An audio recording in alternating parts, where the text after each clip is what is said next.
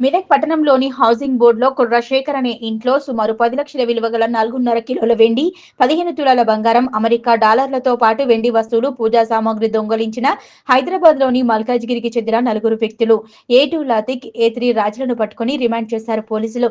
మిగతా బంగారం రికవరీ కావాలంటే A1 పరారీలో ఉన్నారని, అతన్ని పట్టుకుంటే ఇంకా 50% బంగారం దొరుకుతుందని మెదక్ ఎస్పీ శ్రీనివాసరావు తెలిపారు.